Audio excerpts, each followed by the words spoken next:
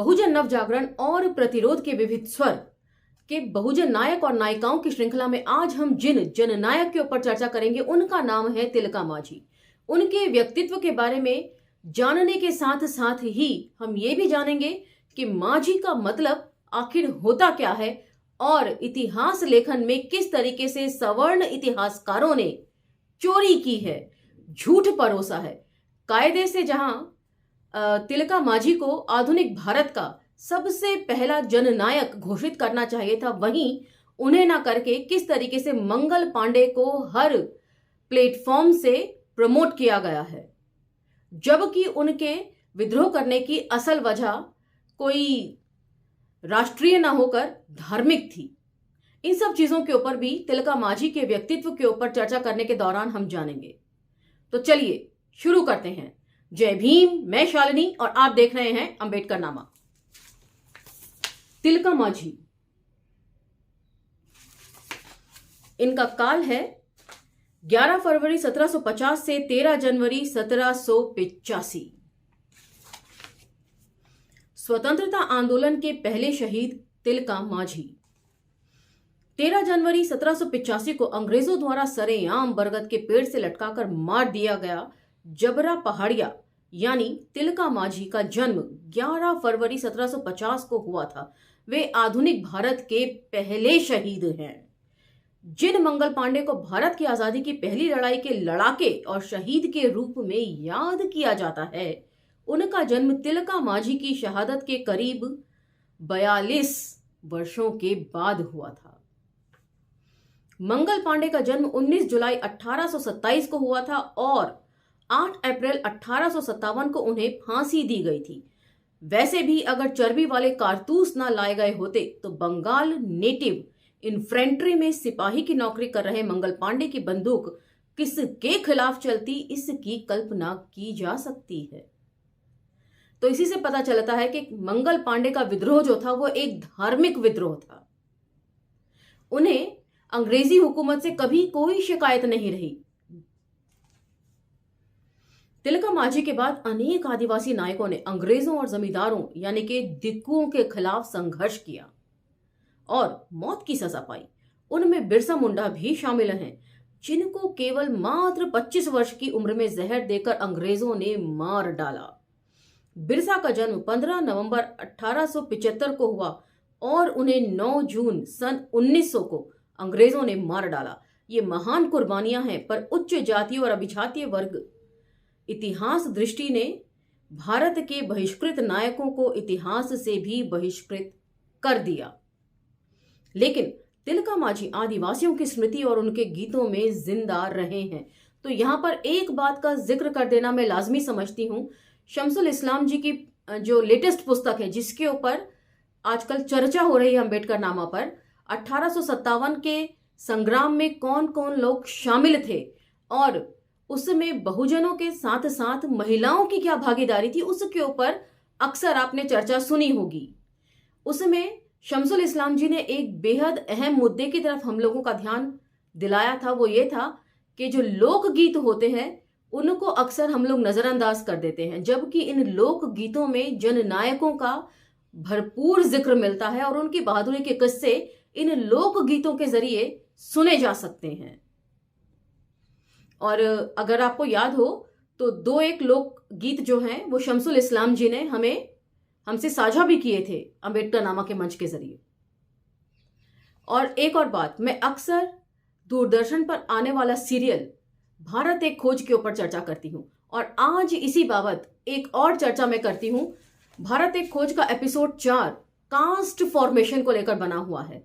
उसमें 40 या 42 मिनट के आगे यदि आप देखेंगे तो एक और लोकगीत का जिक्र है, जिसके बारे में एज अ नरेटर ओमपुरी क्या कहते हैं। ओमपुरी ने कहा है कि आज भी गुजरात के बंधुआ मजदूरों के गीत में वही भावनाएं छिपी हैं जो प्रारंभिक काल के दास और शूद्रों की शायद रही होंगी।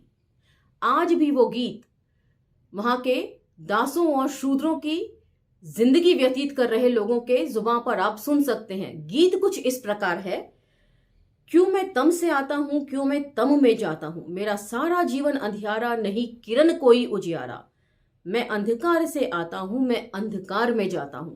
तो ये गुजरात का लोकगीत है। संभवतः ये गुजराती भाषा में ही होगा और यहां पर इसका हिंदी अनुवाद प्रस्तुत किया गया है। तो आप इस एपिसोड को भी देख सकते हैं। एपिसोड 4 भारत एक खोज का कास्ट फॉर्मेशन के ऊपर बना हुआ है। बेहद उम्दा एपिसोड है और मैं अक्सर भारत एक खोज सीरियल का जिक्र करती हूं। पता नहीं आप लोग क्रॉस चेक करते हैं या नहीं, या उस रेफरेंस के तौर पर उसे चेक करते हैं या नहीं। तो अब जानते हैं कि तिलका माझी को आदिवासी समुदाय लोकगीतों के जरिए किस तरह याद करता है। लेकिन तिलका माझी आदिवासियों की स्मृति और उनके गीतों में जिंदा रहे। अनेक आदिवासी लड़ाके तिलका के गीत गाते हुए फांसी के फंदे पर चढ़े। अनेक गीत कविताओं में तिलका माझी को विभिन्न रूपों में याद किया जाता है। और यहाँ पर एक छोटा सा लोकगीत है जो मैं आपको सुना देती हूं। तुम पर कोड़ों की बरसात हुई, तुम घोड़ों में बांधकर घसीटे गए, फिर भी तुम्हें मारा नहीं जा सका। तुम भागलपुर में सरेआम फांसी पर लटका दिए गए, फिर भी डरते रहे जमींदार और अंग्रेज तुम्हारी तिलका अर्थात गुस्सैल आंखों से। तिलका माझी मंगल पांडे नहीं, तुम आधुनिक भारत के पहले विद्रोही थे। अमेरिकी उपन्यासकार हार्वर्ड फास्ट ने आदि विद्रोह उपन्यास लिखकर रोम के दासों के नायक स्पार्टकस को दुनिया का नायक बना दिया। आप में से बहुतों ने देखी होगी, एक फिल्म है अंग्रेजी की 300 के नाम से, जिसमें स्पार्टन्स का जो है संघर्ष दिखाया गया है। दुनिया में कहीं भी आदि विद्रोह की चर्चा आते ही सबसे पहला नाम स्पार्टकस का आता है। आधुनिक भारत के पहले आदि विद्रोह तिलका माझी उर्फ जबरा पहाड़िया को आज भी हार्वर्ड फास्ट जैसे किसी लेखक की तलाश है जो उनके विद्रोह को इतिहास में वाजिब जगह दिला सके। बहुत थोड़े से शब्दों में सिद्धार्थ जी ने बहुत बड़ी बात कह दी है और साथ ही साथ ये भी उजागर कर दिया है कि इतिहास लेखन में किस तरीके से जबरदस्त चोरी की गई है, तथ्यों को छुपाया गया है और किस तरीके से धार्मिक आंदोलन जिन्होंने किया उनको भी राष्ट्रवादी आंदोलन कर्ता के रूप में स्थापित करने की पुरजोर कोशिश की गई है। आगे उसी के ऊपर चर्चा है, ध्यान से सुनिए। वैसे ये काम एक हद तक महाश्वेता देवी ने किया। उन्होंने तिलका माझी के जीवन और विद्रोह पर बांग्ला भाषा में एक उपन्यास शाल गिरर डाके की रचना की। हिंदी के उपन्यासकार राकेश कुमार सिंह ने अपने उपन्यास हूल पहाड़िया में तिलका माझी को जबरा पहाड़िया के रूप में चित्रित किया है और उनके जीवन और संघर्षों को जीवंत और अमर बनाने की कोशिश की है। फिर भी आज देश का बच्चा बच्चा मंगल पांडे से परिचित है। इसमें टेक्स्ट बुक और फिल्मों का योगदान है, लेकिन वे तिलका माझी से अनजान हैं। तो जो लोग ये समझ रहे हैं कि फिल्मों का कोई महत्व नहीं होता या उनका कोई प्रभाव आम जनता के ऊपर नहीं पड़ता, तो अपने इस तर्क को दुरुस्त कीजिए। आज जबरदस्त इतिहास के साथ छेड़छाड़ के साथ, चाहे वो पृथ्वीराज चौहान हो, राम सेतु हो, गोल्ड फिल्म हो, इस तरह की फिल्में बनाई जाती हैं, लेकिन उनमें कहीं भी बहुजन नायकों का जिक्र नहीं किया जाता है। तो आगे जाकर यही फिल्में जो हैं वो बहुत गहरा इंपैक्ट डालती हैं, गहरा प्रभाव छोड़ती हैं आम जन के सोच के ऊपर। प्राथमिक शिक्षा के पाठ्यक्रमों में मंगल पांडे के बारे में तो पढ़ाया जाता है, लेकिन तिलका माझी की चर्चा भी नहीं होती है, जैसे वे इस देश के वासी ही ना हों। सच भी है, भारत के अधिकांश लोगों के लिए आदिवासी कोई पराये देश के वासी ही हैं, और यही बात अस्पृश्यों के लिए भी कही जा सकती है। तिलका जैसे शहीदों की उपेक्षा के पीछे सबसे बड़ा कारण यह है कि उनका विद्रोह अंग्रेजों के साथ देसी दिक्कुओं अर्थात शोषकों के खिलाफ भी था। आदिवासियों को जंगल और जमीन पर कब्जा करने के लिए अंग्रेजों और दिक्कुओं ने आपस में गठजोड़ कर लिया था। आदिवासी एक साथ दोनों के खिलाफ संघर्ष कर रहे थे और काफी आगे जाकर यही बात डॉक्टर अंबेडकर की अगुवाई में अस्पृश्यों के लिए भी कही जा सकती है। एक तरफ अंग्रेजी हुकूमत से भी उनकी लड़ाई थी और दूसरी तरफ सत्ता का महज हस्तांतरण पा देने वाले मनुवादियों के खिलाफ भी उनकी लड़ाई थी। पहाड़िया भाषा में तिलका का अर्थ है गुस्सैल और लाल लाल आंखों वाला व्यक्ति। और इसके साथ ही अब जानिए कि माझी का एक्चुअल मतलब क्या होता है। चूंकि ये ग्राम प्रधान थे और पहाड़िया समुदाय में ग्राम प्रधान को माझी कहकर पुकारने का प्रचलन है, इसलिए हिल रेंजर्स का सरदार जोराह उर्फ जबरा माझी तिलका माझी के नाम से विख्यात हो गए। ब्रिटिश कालीन दस्तावेज में भी जबरा पहाड़ियां मौजूद हैं, पर तिलका का कहीं नामो लेख नहीं है। उनका मूल नाम जबरा पहाड़िया ही था। तिलका नाम उन्हें अंग्रेजों ने दिया। अंग्रेजों ने जबरा पहाड़िया को खूंखार, डाकू और गुस्सैल विद इन ब्रैकेट तिलका माझी अर्थात समुदाय प्रमुख कहा है, मतलब गुस्सैल समुदाय प्रमुख से उनका नाम जो है वो तिलका माझी पड़ा है। 1771 से 1784 तक तिलका माझी उर्फ जबरा पहाड़िया ने ब्रिटिश सत्ता के विरुद्ध लंबा संघर्ष किया। उन्होंने कभी भी समर्पण नहीं किया, न कभी झुके न ही डरे। उन्होंने स्थानीय सूदखोरों, जमींदारों अर्थात डिक्कुओं एवं अंग्रेजी शासकों को जीते जी कभी चैन की नींद नहीं सोने दिया। पहाड़िया इलाकों में सरदार रमना आहाड़ी और अमड़ा पाड़ा प्रखंड अर्थात पाकुड़ संताल परगना के आम गाछी पहाड़ निवासी करिया पुजहर और सिगा रसी पहाड़ निवासी जबरा पहाड़िया भारत के आदि विद्रोही हैं। ब्रिटिश शासकों के विरुद्ध युद्धों के इतिहास में पहला आदि विद्रोही होने का श्रेय पहाड़िया आदिम आदिवासी समुदाय के लड़ाकों को जाता है, जिन्होंने राजमहल झारखंड की पहाड़ियों पर ब्रितानी हुकूमत से लोहा लिया।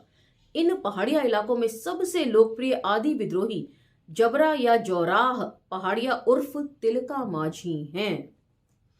जबरा पहाड़िया ने भागलपुर के अत्याचारी कलेक्टर अंग्रेज क्लीवलैंड को मार डाला। बाद में आयरकुट के नेतृत्व में जबरा की गुरिल्ला सेना पर जबरदस्त हमला हुआ, जिसमें कई आदिवासी लड़ाके मारे गए और जबरा पहाड़िया उर्फ तिलका माझी को गिरफ्तार कर लिया गया।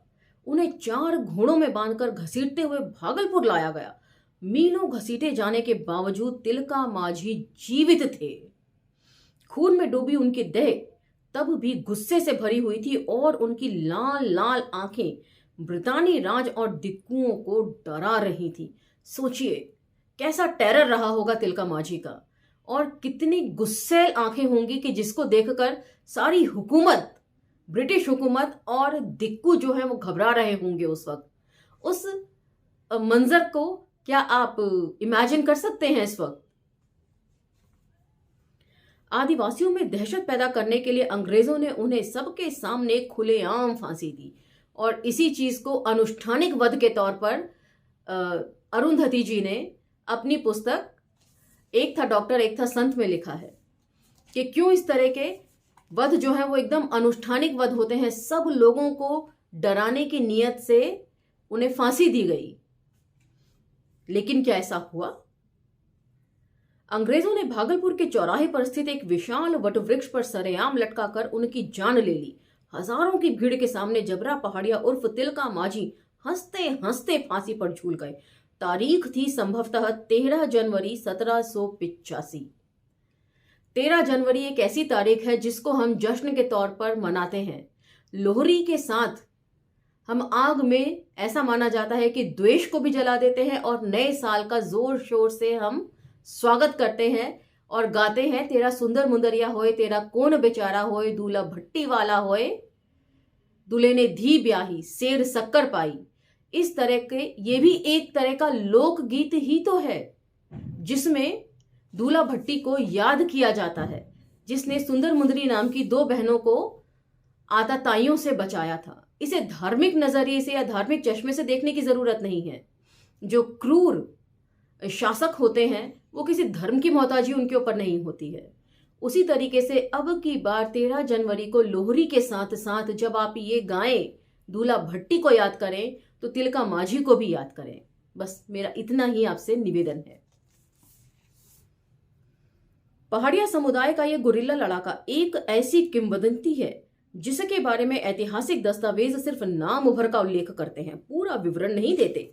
लेकिन पहाड़िया समुदाय के पुरखा गीतों और कहानियों में इनकी छापा मारा जीवन और कहानियां सदियों बाद भी उनके आदि विद्रोही होने का अकाट्य दावा पेश करती हैं। तिलका मांझी के नाम पर भागलपुर में तिलका मांझी भागलपुर विश्वविद्यालय नाम से उच्च शिक्षा का केंद्र स्थापित है। झारखंड के दुमका में तिलका मांझी की विशाल प्रतिमा लगी हुई है। इतिहास के वास्तविक नायक अब अपनी जगह क्लेम कर रहे हैं। तो इससे पता चलता है कि जब आदिवासी समुदाय पढ़ लिख कर सक्षम हुआ अपना इतिहास लिखने के लिए, दुनिया को बताने के लिए, तभी ये सारी बातें संभव हो सकी। ये तो 18वीं शताब्दी की बात थी, लेकिन भगत सिंह तो एकदम आधुनिक काल के जननायक रहे हैं।